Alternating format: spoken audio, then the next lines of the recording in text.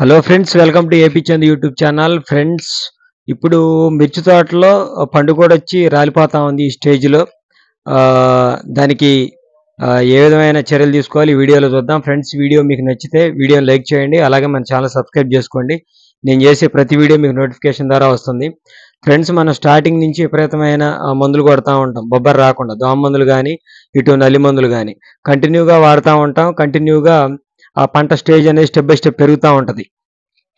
మనకి ఇది ప్రప్రథమంగా అసలు వాతావరణంలోని హెచ్చుతగ్గులు, భూమి నేల శాతం ఇది వేరు వ్యవస్థలో నెమ్ము శాతంలో అప్స్ అండ్ డౌన్స్ ఉంటాయి. దానివల్ల ఇవి పండుగోడతో సహా రాలిపోవటం జరుగుతూ ఉంది.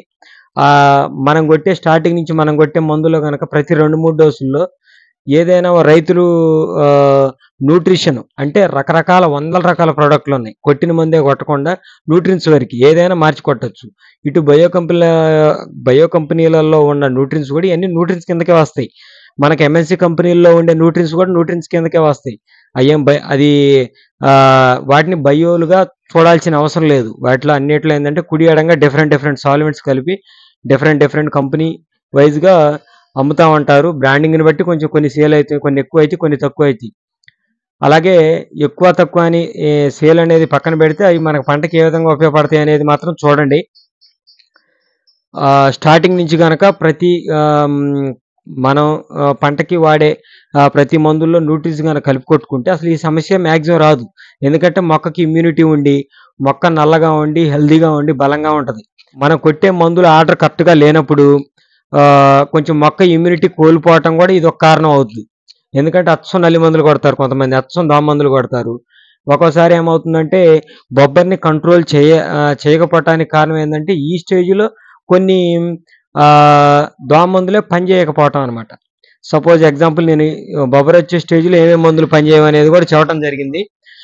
అందులో సపోజ్ సింపుల్ ఎగ్జాంపుల్ వెబరాన్ ఒకటి, మూవెంట్ ఒకటి, ఇవన్నీ దోమ మందులే. పోలీసు, పెగాసిస్, ఇట్లా కొన్ని రకాల మందులు ఉన్నాయి.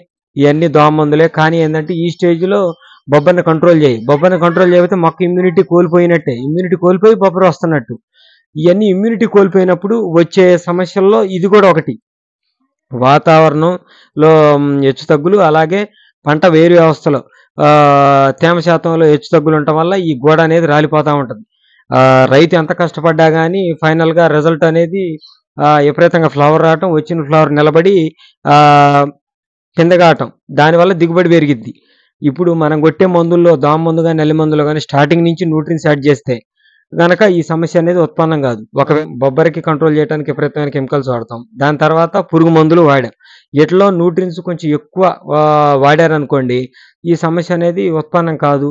కానీ సమస్య వచ్చింది, వాడలేదు. ఇప్పుడు ఏం చేయాలంటే ఇప్పటి నుంచి విపరీతంగా న్యూట్రిన్స్ వాడాలి. అలాగే ఇప్పుడు ఎక్కువ మనకి కొమ్మ తెగులు, బూజు తెగులు ఇవన్నీ కనిపిస్తూ ఉన్నాయి. అమిస్టార్ కానీ, అమిస్టార్ టాప్ కానీ, కస్టోడియా కానీ, అయాన్ కానీ, ఎర్గాన్ కానీ, ఇట్లా క్యాబ్రేటాపు, ఈ తెగుళ్ళ మందులు అన్నిటిలో మనం ప్లాంటోమేషన్ కలిపి యూజ్ చేసుకున్నట్లయితే ఇవి మన ఈ పండు కూడా రాలిపోవటం అనేది కూడా ఆగిపోతుంది. అది ఒక తెగులు కింద గానే కన్సిడర్ చేయాలి. అలాగే న్యూట్రిన్స్ వాడకం మాత్రం ఇప్పటి నుంచి స్ట్రాంగ్గా ఉండాలి. ప్రతి డోసులో ఏదో ఒక న్యూట్రిన్స్, రేటు తక్కువ ఎక్కువ అని ఆలోచించకుండా.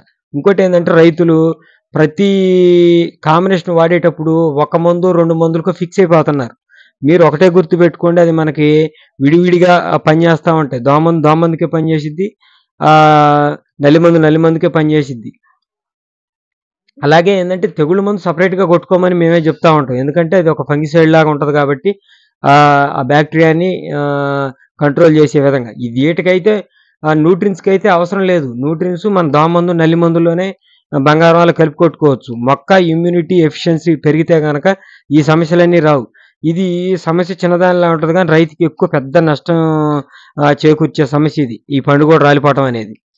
అది ఫ్రెండ్స్, ఈ క్రిస్టల్ కంపెనీ బావిస్టన్ అని ఉంటుంది. అది కార్బనిజం 50% అని పర్సెంటేజ్ బాగా ఎక్కువగా ఉంటుంది. అందులో ప్లాంటోమేషన్ కలిపి కొట్టుకోండి. తక్కువ కాస్ట్లో ఇది బెస్ట్. ఇది ఎకరానికి 200 నుంచి 300 గ్రాముల వరకు కలిపి కొట్టుకోవచ్చు కంపెనీని బట్టి. ఏదైనా మంచి కంపెనీ ఎంచుకోండి. ఒక పావు కేజీ నుంచి అర కేజీ లోపలే ఏదైనా అది డోస్ వచ్చేసి. ప్లాంటోమేషన్ ఒక ఎకరానికి అయితే 100 గ్రామ్స్ కలిపి స్ప్రే చేసుకోండి, కంట్రోల్ అవుద్ది. అలాగే తెగుళ్ళ మందులు ఏం కొట్టినా గానీ కంట్రోల్ అవుతాయి. ఇప్పుడు వచ్చే తెగుళ్ళకి మనం ఏ 1 డోస్‌కో, 2 డోసులకో కంట్రోల్ అవ్వట్లేదు. 2, 3 డోసులు కంటిన్యూగా వాడాల్సిన పరిస్థితి. ఫ్రెండ్స్ ఈ వీడియో చూసినోళ్ళు మీరు ఇవి గాకుండా ఇంకేం వాడారు? ఏమేం మందులకి బాగా కంట్రోల్ అయింది? కింద కామెంట్ రూపంలో తెలియజేయండి. మిగతా రైతులు వీడియోనే గాదు కింద కామెంట్స్‌ని గూడా చూడండి. ఎందుకంటే ఏ ఒక్క వ్యక్తికి 100కి 100% తెలీదు. ఏదైనా కొంత పర్సెంట్ తెలుస్తా ఉంటది. కొంతమందికి ఎక్కువ, కొంతమందికి తక్కువ. మేము ఈ ఫీల్డ్‌లో ఉంటాం కాబట్టి కొంచెం ఎక్కువ తెలుస్తా ఉంటది. అలా ఆ విధంగా కింద కామెంట్‌లో గూడా గమనిస్తా ఉండండి. మీరు ఏదన్నా మందులు కొట్టినప్పుడు ఏ విధంగా ఏ కాంబినేషన్ బాగా పనిచేసిందనేది గూడా ప్రతి వీడియోలో కామెంట్ రూపంలో తెలియజేయండి. వీడియోలో గూడా ఫాలో అయ్యేవాళ్ళుంటారు. ఒక్కోసారి ఏందంటే మనం జెప్పేది స్ట్రెయిట్‌గా పాయింట్ వాళ్ళకి ఒక్కోసారి అర్థం కాకపోవచ్చు. కింద కామెంట్ రూపంలో తెలుగులో టైప్ జేసి పెట్టినట్లయితే ఇంకా రైతులకు కొంతమేర అర్థమవుతా ఉంటది. అది ఫ్రెండ్స్ ఈ వీడియోకి సారాంశం. ఈ వీడియో మీకు నచ్చినట్లయితే వీడియోని లైక్ చేయండి. అలాగే వీడియోని షేర్ చేయండి. మీ వాట్సాప్ గ్రూపుల్లో తెలియని రైతులకు ఉపయోగపడుతుంది. మన ఛానల్‌ని సబ్స్క్రైబ్ చేసుకోండి. నేను చేసే ప్రతి వీడియో మీకు నోటిఫికేషన్ ద్వారా వస్తుంది. Thank you friends. Thanks for watching. జై హింద్.